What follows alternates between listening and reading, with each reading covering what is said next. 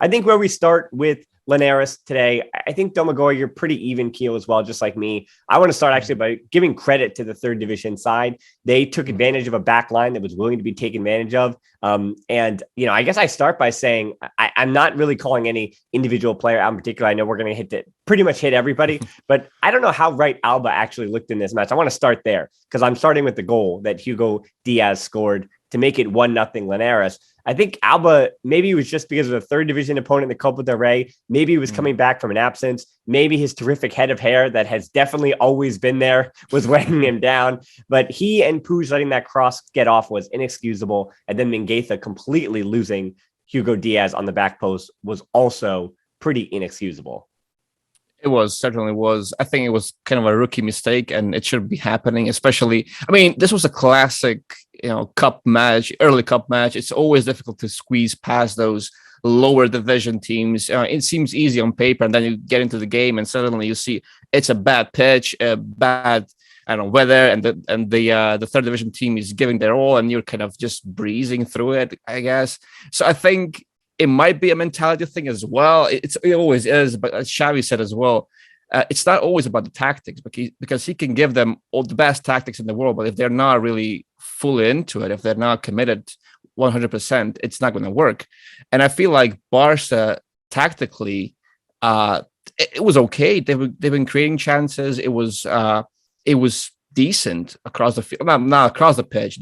Defensive line was as shaky as ever, but I feel like once they kind of get at the end of those chances, so once they start realizing and finishing those chances, I think things will start looking better. But as I've said, it's a classic early cup match. It was to be expected. Even Real Madrid struggled, they won more comfortable than us, but they also struggled for a while. It didn't really seem that well for them as well. So I think it was as expected mostly. Yeah. Well, every other team in Spain, including Real Madrid, have been knocked out of the Copa del Rey more times than FC Barcelona, who have won that trophy 31 times. And you're right, even in recent seasons. Ibiza, when they were a third division side, now they're a second division side. Cornellà last year. Yeah, it's tough. It's Barca beat Linares by the same scoreline, I believe, earlier this season, a few months ago, in the same location. But Linares came out not with necessarily a game plan, but with intensity. I think they actually put Barca on the back foot for the first 5 minutes, and they deserved a goal. And I think it's okay I think we get caught between these two minds as Kool-Aids, where you think that Barca should be winning every match because of the talent on the field and the 11 that they can put out there, even with all the COVID injuries. The 11 they can put out should still win against a third division side. And you know what? At the end of the day, they did just that. They won by just enough. And actually, speaking of tactics, you're right. There's not a lot of tactics to actually discuss because I think we are going player by player basically from this Linares game. And I think there are some things to talk about with each and every one. And I actually want to start with Alba because the one thing I have to say about Alba is regarding to those tactics. I think you saw in that first half in particular, as I said, I made the excuse. Maybe he was coming back from his absence and wasn't ready to go. Again, maybe he was just in second gear because he is basically the starter without any backup to him. And so it was just a third division opponent. So he was only in second gear, but he was asked to cover a lot of ground in that first half in particular, which is why after the goal, Garcia, you saw, was shifted to the left center back spot and asked to bring the ball up with him. And what that did was that heightened that line of confrontation that we talk about so well, that Busquets and Garcia defend better when that line of confrontation is higher. And Alba also had less ground to cover after that back. So I think it was a direct correlation by once that change happened. And then, of course, at halftime, when the other changes were made with Frankie de Jong and PK and Dembele all coming on, obviously your talent is increased and magnified so much. And so Barcelona were able to take control of that game just by being the superior team with superior talent at that point. It also helped out with ferran Jutgla, which I'll get to a bit later. Yeah, I think with Alba, it's very interesting to see. He was basically a winger, right, in the first half, especially. And to me, I'm not sure how much I like it because I feel like he needs much more space to run into. And when he starts from a deeper position, you kind of gets that space. And Barca can work better when he's isolated on the other side and they switch the sides quickly and he gets to run into all that space. When he started so high, initially starting so high, and then especially when he cut inside and tried to combine in tight spaces, it didn't really work. And also his crosses were kind of hit and miss. I didn't really, there were some good balls, don't get me wrong, but I feel like his crossing wasn't really consistent. And especially when he had to combine with tight spaces that wasn't really, it's not really his strength. And Xavi wants his wingers to be able to do that. If you look at Ilias or Dembele or even Jutgla, when he was drifting wide and then cutting back inside, they have to operate in tight spaces. They have to be able to kind of beat their markers 1-versus-1. And the only way Alba does that if he runs past them. So not really excessive technical quality or dribbling skill. It's mostly just being there on pace and having the space to run into. So I'm not sure about the Alba as winger thing. And of course, he has a nice shot as well, but doesn't really always utilize it, or Barca don't really exploit it that much. So I'm not really convinced with that as of yet. Yeah, it is difficult. And I think when we go through each and every player, you're going to, I think we're going to do this thing where we're going to go, hey, does this game matter for this player? And then this game also doesn't matter for another player. And in the case of Alba, I say this game really doesn't matter for Jordi Alba. The ones and the referendums for him will come in the matches, we'll say, quote unquote, that truly matter. When it comes down to, I mean, even next Wednesday against Real Madrid, we're going to actually probably judge Alba individually by that game a lot harsher than we did, obviously, for today. And it must be said, too, again, I'm jumping in here saying injuries to Ronald Araujo and Frankie de Jong. De Jong obviously came off. We find out after the game, potentially, that Araujo could be injured for months at a time. It's only been reported by one or two sources at this point, so we don't know how believable it is. That said, not a good sign that he came on at halftime. And I said, I was actually surprised, I said this in the match review, I was actually surprised that it was he and not Mingueza, and an injury actually makes a lot of sense with that. Mingueza just wasn't ready for that game. However, that said, Mingueza was helpful in ball retention in that second half. He was helpful to get kind of set up in that midfield as well. And one of the reasons Mingueza I thought looked better in the second half was because once Piqué came on, that gave Mingueza a little bit of solidity at the back, and that allowed him to combine well with, arguably the player of the match here, and that is Dani Alves, who I think going over to the other flank from Alba, he played basically as an inverted second pivot when Barca had possession, and then he was a right winger defending. But especially in that second half, I mean, really good for Barcelona when Nico and de Jong were pushing forward. And we saw a bit of what we had talked about with Xavi, where he wanted to play basically those four interior.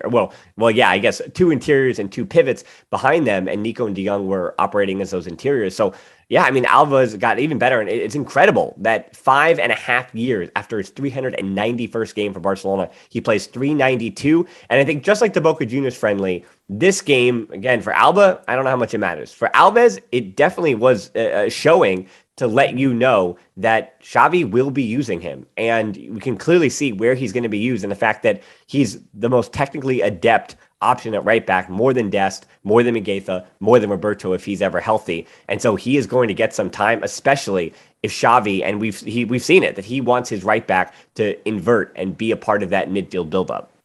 It is very interesting to know how Dani Alves is the best Barca right back since Dani Alves. It's pretty ridiculous at the same time. But yes, you are right. I agree. He was amazing on the night, and that role as an inverted right back, some sort of quasi midfielder, I'm not sure how to call it, is really what suits him now, and that's what he's been transitioning to in the latter stages of his career. So he won't really be this marauding, overlapping fullback all the time. Sometimes, yes, he can do it, but he doesn't really have the legs to do it, across the 90 minutes. And I feel like that also puts a lot of emphasis on the interiors who have to make those runs, especially if you have a winger who inverts.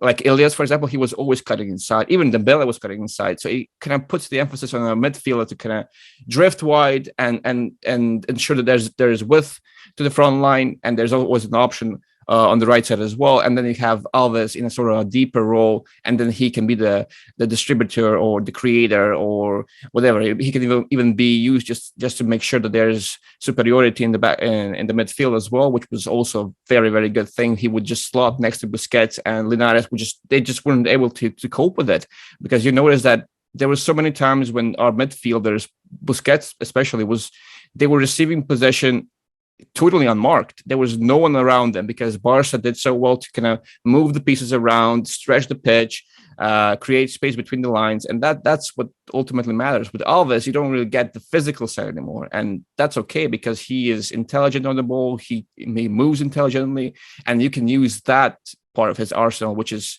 to be fair, his best quality after all. So I'm looking forward to seeing more of him. It will be a different a different right back, a different approach to Barcelona, but that's okay. And it will also put a lot of emphasis on what kind of profiles you have up front and what kind of profiles you have as interiors in Barca's midfield. Yeah, well, before we go to the front two, at least, who started the game, plus Dembele, who came on, I do want to finish up talking about this midfield.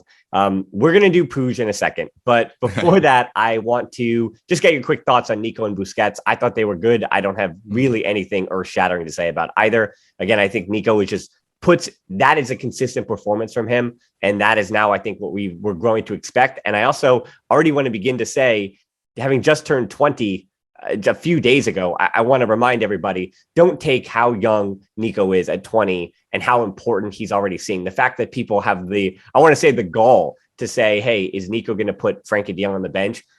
Just find that to be a compliment for Nico in this moment and take it that if this is the kind of, not even worse, but I'd actually think he was one of Barca's better players in the contest than Busquets. Yeah, I again, nothing groundbreaking from him, just a good showing, another good showing from PK and Busquets under Xavi.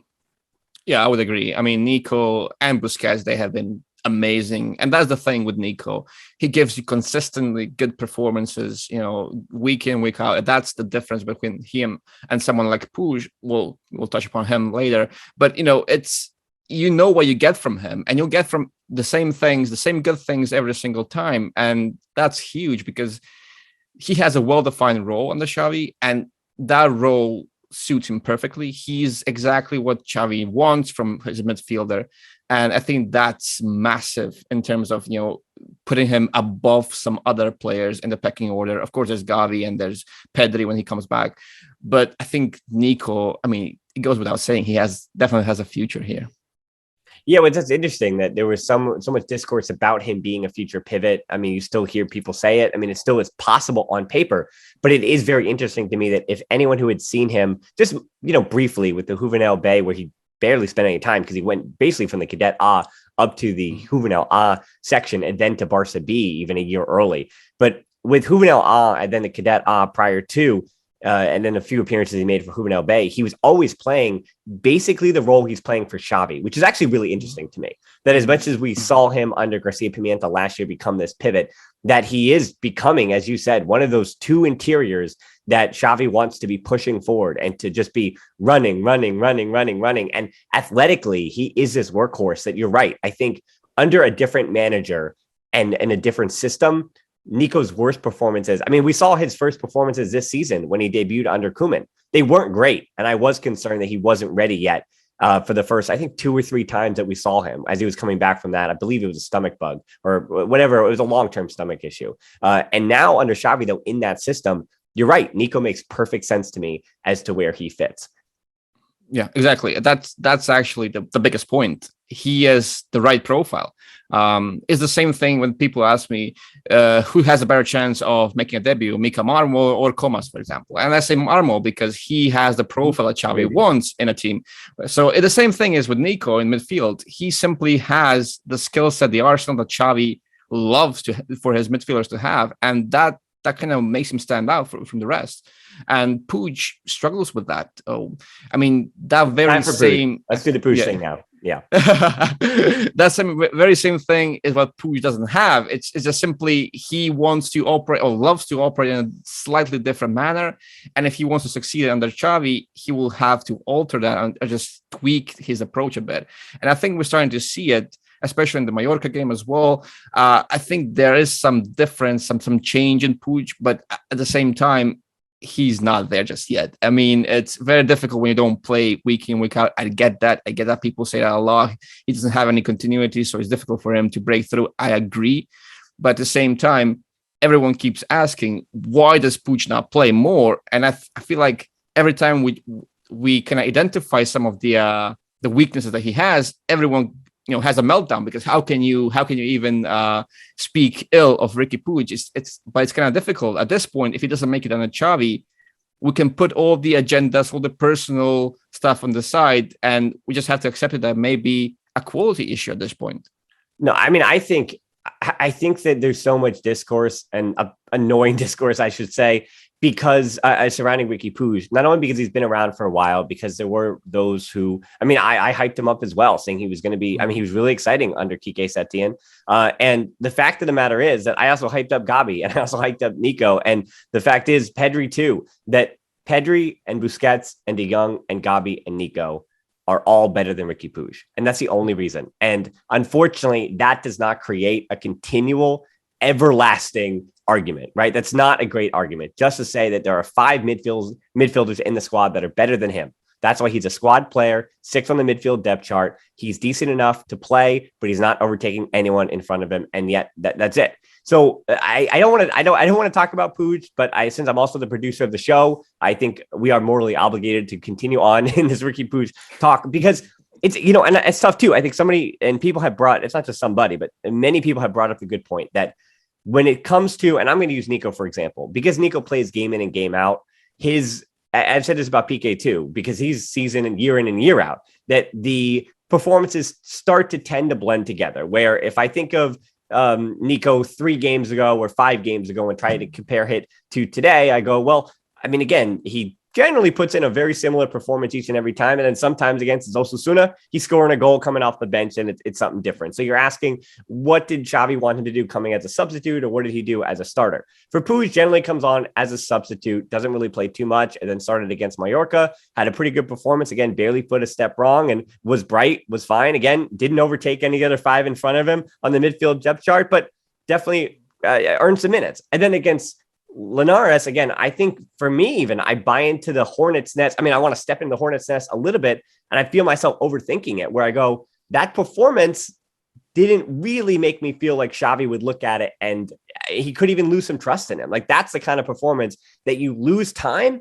And then I'm going to zag one more time. I know I've been zigzagging in this whole thing. I'm going to zag one final time, Domagoj, and that's to say that statistically, he was 45 of 49 in his passing, meaning he only misplayed 1 more pass than he did against Mallorca. Had 59 touches in 45 minutes, 1 key pass. He did have 9 giveaways, and some of those are pretty ugly, as we know. That's why people are saying he played poorly.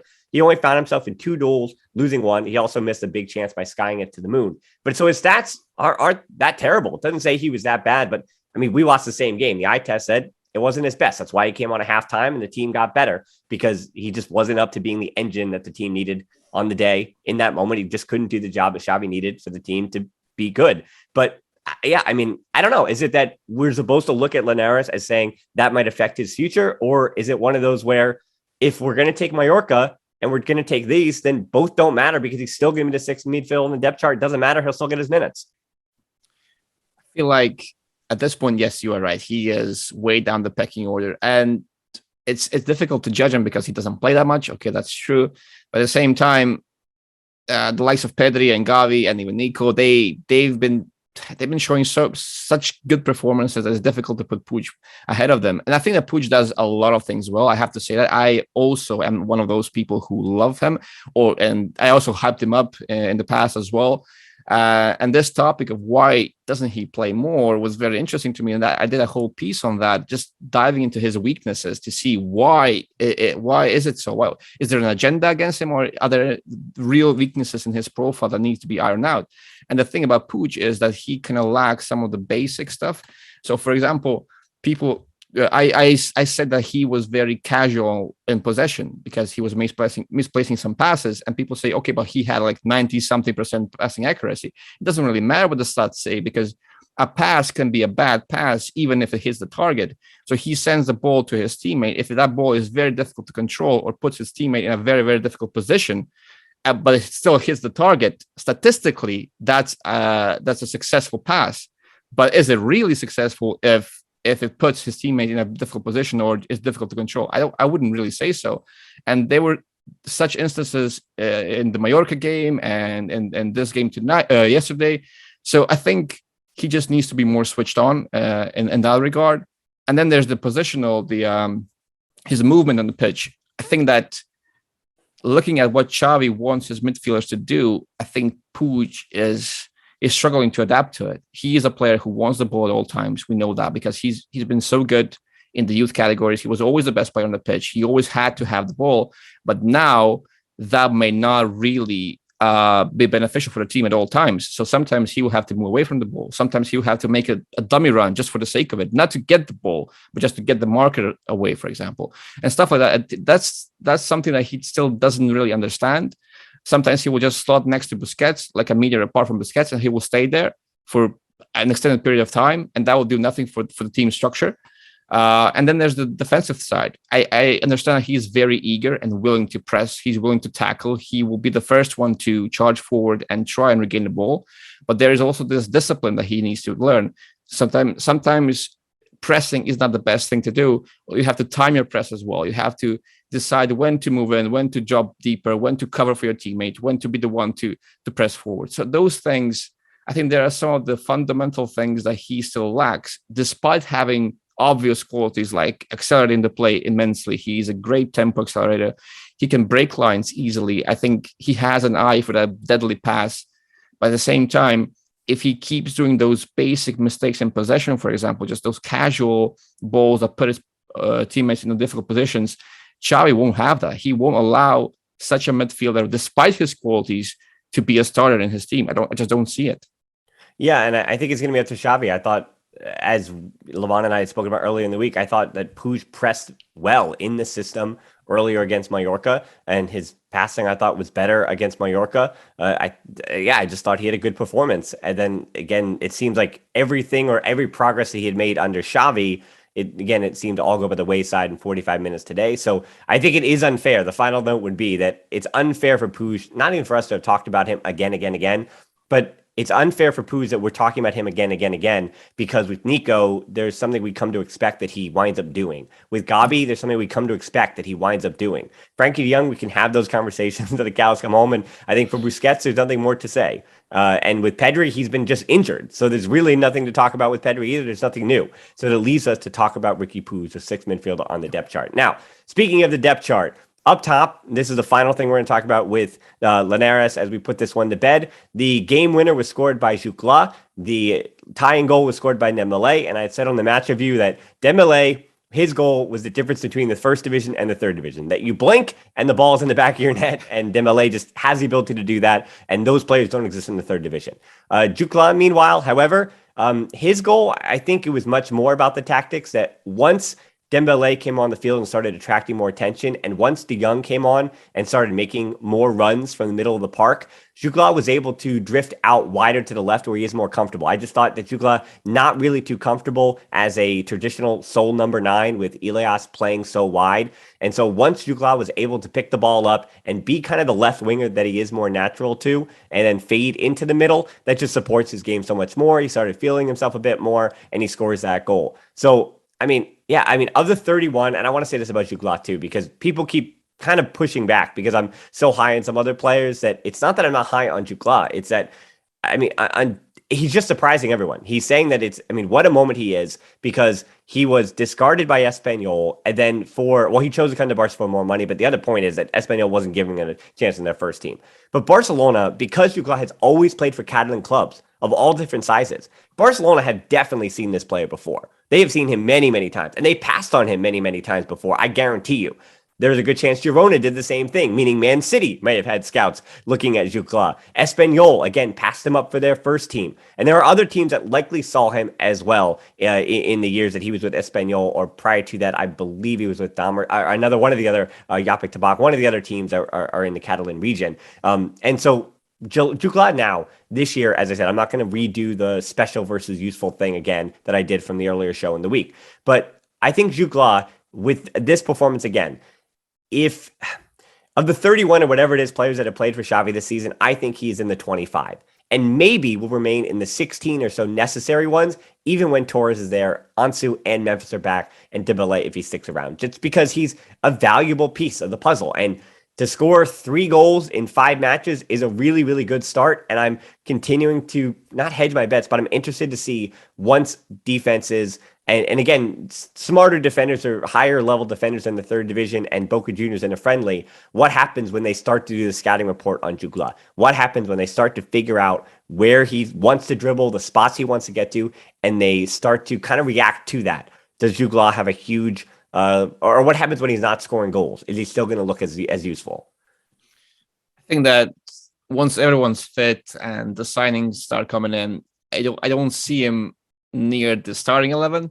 He could be a squad player. I think that at this point, yeah, as you said, he is useful. There's nothing really extraordinary about him, about his player profile. He's a utility player, and that doesn't mean it's a bad thing. I mean, he does so many things well. His movement is excellent, and you just see with Jutgla, for example, with him, you see how Barca are lacking the basics. They've been lacking the movement of the strikers or movement of the wingers so much that when someone like Jutgla comes in, it's like, wow. I mean, he's not doing anything exceptional. I mean, he's good.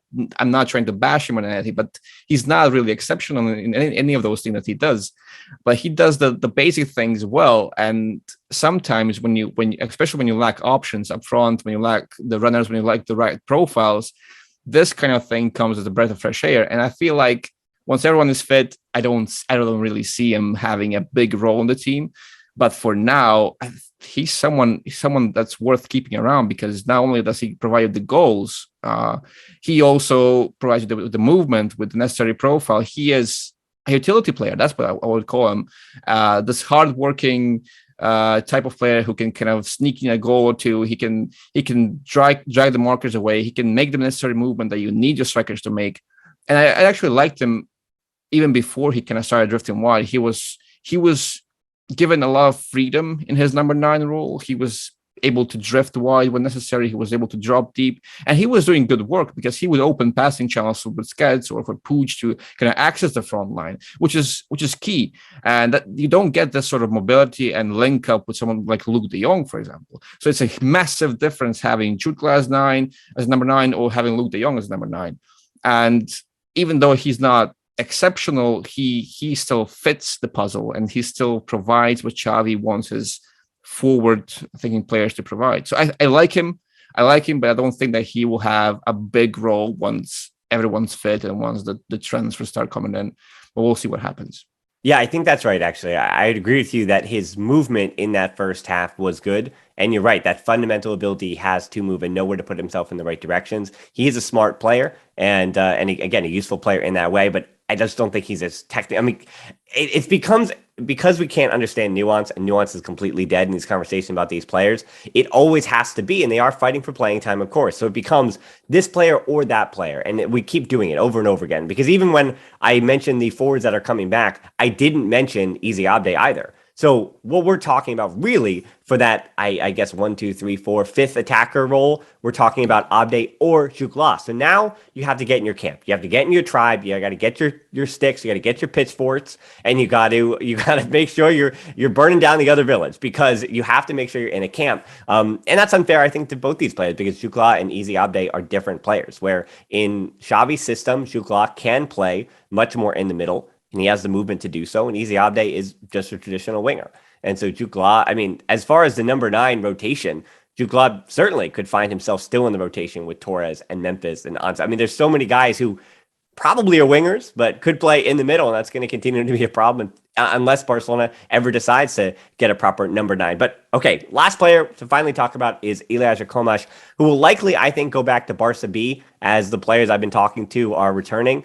But I don't think he's going back down to the Juvenil A level again. I think once you've played for the first team like he has in the featuring in the 3 games he has. I also, again, want to remind people that this is what, I mean, to me, that's what a high ceiling 17-year-old looks like. But 17-year-old, it's supposed to look like. He shows you some things. He can dribble the pants off the opponent, but it all does come in flashes. It comes in these little moments that you go, whoa, what happens if he's doing that consistently? So if he does start putting it together on both ends a bit more through the second half of the season, he could already make the first team jump too. And I always have to want to be careful about overhyping too many kids. You know, it's one of the things I do. But I mean, I don't know. I look at him and he's really talented. I mean, he really is. He's really talented, man. You could see it in his boots. And I know I'll get accused of it and hyping too many up, but I mean, I'll just do the teenagers here. Ansu, Pedri, and Gabi. I mean, they're just that good. But Ilias does have the potential to join them someday. If he's just we always talk about linear progression, but if he can get better from 17 to 18, from 18 to 19, from 19 to 20, he'll be at 20 where these guys are at 17 and 18, just because they're, I mean, one in a generation. There happens to be three one in a generation players there who are teenagers. But yeah, I mean, Ilias, I mean, I really like him. They're just things that he's got to figure out. But again, at 17, all the things he doesn't know are completely forgivable. And it's unfair to Jutgla. I don't give him the same room, but Jutgla is also about to be 23. He's almost 6 years older. So that's why I don't give him the same rope that I do Ilias.